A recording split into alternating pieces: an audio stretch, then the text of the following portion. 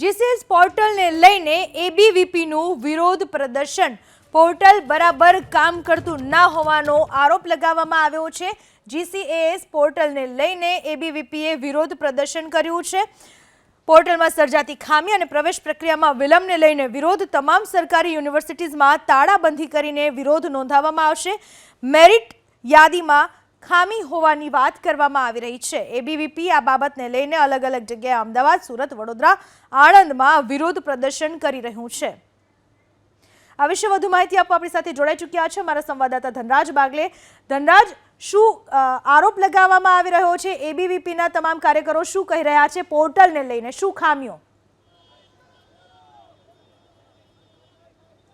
બિલકુલ વિરોધ પ્રદર્શન જારી છે ત્યારે સીધા દ્રશ્ય તમે જોઈ શકો છો. અત્યારે રસ્તો જામ કરી દેવામાં આવ્યો છે યુનિવર્સિટી કેમ્પસની બહાર. આ પ્રમાણે જે મુખ્ય પ્રવેશ દ્વાર છે તેને સૌથી પહેલા તાળાબંધી કરવામાં આવી છે અને બીઆરટીએસ રૂટ અટકાવવામાં આવ્યો છે.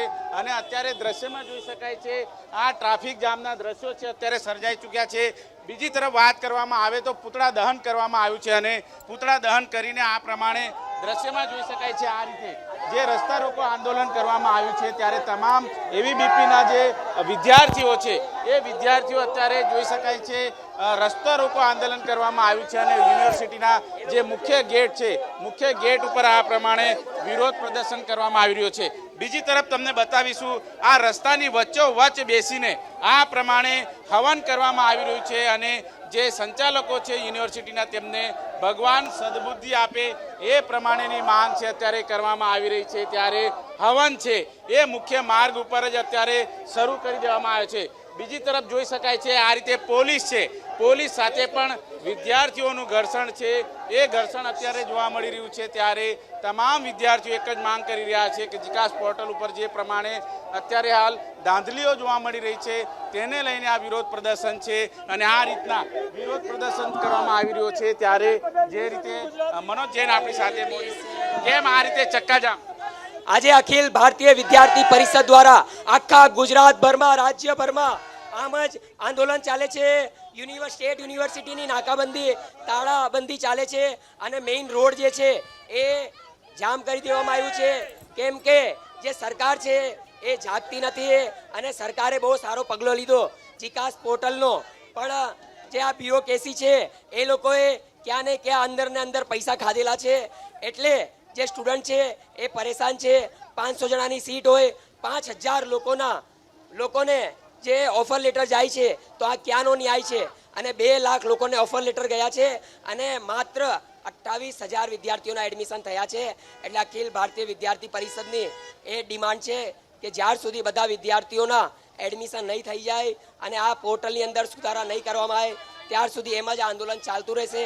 અને આ જે ડોનેશનની પ્રક્રિયા જે જીકાસ પોર્ટલના લીધે ઊભી થઈ છે એ પાછી બંધ થાય એના માટે આ ટેકનિકલ જે ખામીઓ છે એને પૂરી કરવી પડશે ભારત સરકારે, ગુજરાત સરકારે. બિલકુલ. શું વિરોધ છે તમારો? વિદ્યાર્થીનો કેટલી મોટી સંખ્યામાં જોડાયા છે? કેટલો વિરોધ?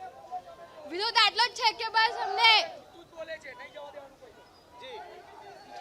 જોઈ શકાય છે અત્યારે આ પ્રમાણે જે મહાકાય વાહનો છે એ ટ્રક છે અત્યારે હાલ અટકાવવામાં આવ્યા છે અને જે રીતે રોડ રસ્તા ઉપર વિરોધ પ્રદર્શન કરવામાં આવી રહ્યો છે ત્યારે તેમાં જે રીતે યુવાનો છે મોટી સંખ્યામાં જોડાયા છે અને આ રીતે જોઈ શકાય છે રસ્તાની વચ્ચોવચ્ચ જે વિરોધ પ્રદર્શન કરવામાં આવી રહ્યો છે અને વિરોધનો સૂર અત્યારે હાલ જોઈ શકાય છે. જ્યાં જુઓ ત્યાં અત્યારે આ પ્રમાણેનો વિરોધ પ્રદર્શન છે એ વિરોધ પ્રદર્શન છે કરવામાં આવે. પોલીસ વાળા સમજાવી રહ્યા છે કે તેઓ અત્યારે હાલ આ સ્થળ પરથી હટી જાય, પરંતુ એઓ વિદ્યાર્થીઓ ટસથી મસ નથી રહ્યા. આ રીતે જોઈ શકાય ટીંગાટોળી કરવામાં આવી રહી છે. પોલીસ અને વિદ્યાર્થીઓ વચ્ચે ઘર્ષણના દ્રશ્યો અત્યારે હાલ જોવા મળી રહ્યા છે અને આ પ્રમાણે જ્યારે ઘર્ષણ થતા હોય ત્યારે આ જે વિદ્યાર્થીઓ છે પોતાની માંગ સાથે અડગ જોવા મળી રહ્યું છે. અને સુરતમાં જે રીતે અત્યારે રોડની વચ્ચોવચ્ચ જે ધરણા પ્રદર્શન છે એ શરૂ કરી દેવામાં આવ્યા છે ત્યારે આ વિદ્યાર્થીઓ તમે જુઓ